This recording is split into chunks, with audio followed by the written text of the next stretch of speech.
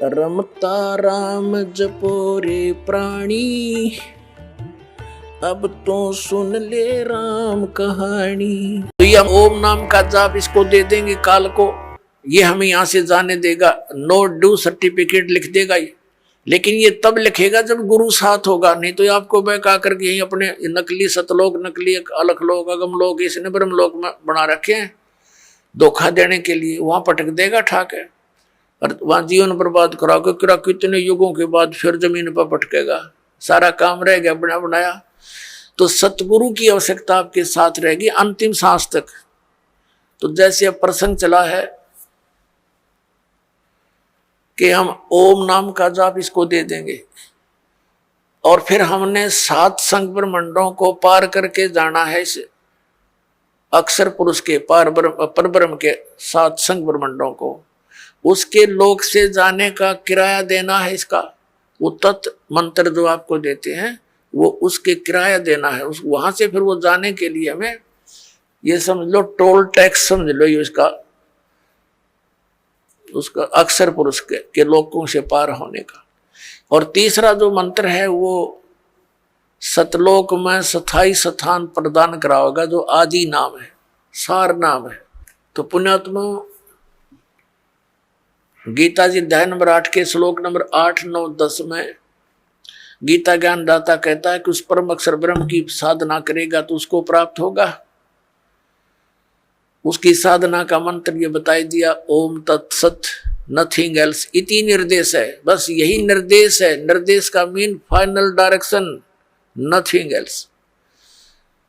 और गीता जी में ना हरे राम हरे कृष्ण, ओम नमः शिवाय, ओम भगवते वासुदेव नमः, ये इस तरह की कोई मंत्र नहीं है। और जो श्रीमद् भगवत गीता में वे ऑफ वर्शिप नहीं है, पूजा का मार्ग नहीं है, उसको जो करता है तो वो शास्त्र विधि को त्याग कर मनमाना आचरण कर रहा है।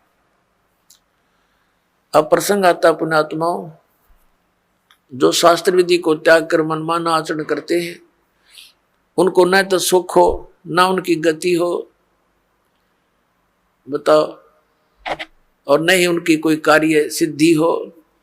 तो फिर इसीलिए तो हम भक्ति करते हैं और वो तीनों व्यर्थ, तो वो साधना के करने का कोई लाभ नहीं। इसी कारण से हम नास्तिकता की तरफ चल पड़े, भगवान को खोजते खोजते हम हार थक चुके हैं।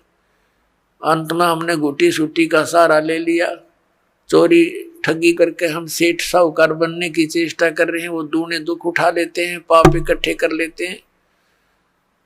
तो इस प्रकार इस ज्ञान से हमें ये विष दिखाई देगा। परमात्मा कहते हैं जैसा दर्द आपना हो ऐसा दंड बराने। पुण्यात्मा हो, आप किसी ऑफिस में जाते हैं, दयाहीन प्राणी हो गए, उनको दर्द नहीं दिखाई देता कि कहाँ से आया है ये व्यक्ति, भूखा प्यासा है, उनको केवल अपना बकवाद उद्देश्य से उनका उल्लू सीधा हो जाता है, तो वो आपका कार्य करेंगे ना, तो कति नहीं करें, चौनी चाहिए उन्हें पहले। अब दास जब नौकरी लगा 1977 में, तो उसमें कोई एक आध अधिकारी के ऊपर उंगली टिका करती कि वो भ्रष्ट है, बाकी सब ठीक थे।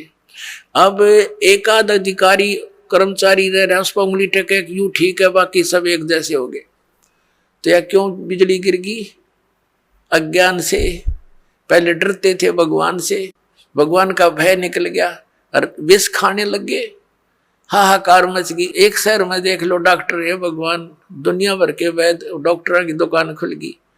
मेडिकल में जाकर देख लो, किसी में खचाखच भरे पड़े हैं, उधर पाप इकट्ठे करें वहां भोगे पड़े पड़े। यही परमात्मा कहते हैं जीवित जग में जूती पड़े फिर जम तोड़े छाती।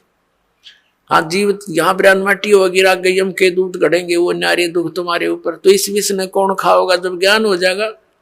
तो ये कारण क्यों हो गया? क्योंकि हम भगवान के विधान से अपरिचित होकर पाप कर रहे हैं। अब छोटे छोटे बच्चों को दास देखता है, बड़ी खुशी होती है, वो कहता जी मैंने ऐसे बेड़ी उठाकर दे दी गलती से, रोता है मेरा नाम खंड हो गया। तो पुण्यात्मा, ये समाज तैयार होगा क्या? ये बच्चे बुराई करेंगे आगे चल के? ये ऐसा सोच समाज तैयार हो जाएगा, इनको देख देख और आदमी भी, दूसरे भी इनका अनुसरण करेंगे। छोटे छोटे बालक ऐसे नेक नीति से रह रहे हैं। एक छोटा सा बच्चा, उसको 100 का नोट मिल गया, गली में पड़ा था, आते उसने अपनी माँ को दिया कि वहाँ पड़ा था। उसकी माँ ने कहा नहीं बेटा, इसको हम नहीं प्रयोग करेंगे, इसको उठा के यहाँ दान पात्र में डाल दिया। तो और नहीं तो पहले तो जब ज्ञान ना होता, माँ सबसे पहले जेब में डाले। पहले तो बच्चा ना घर लेकर आवा, कह पता नहीं कहाँ उड़ा, उसकी टॉफी खावे, रोरन खवावे फिर।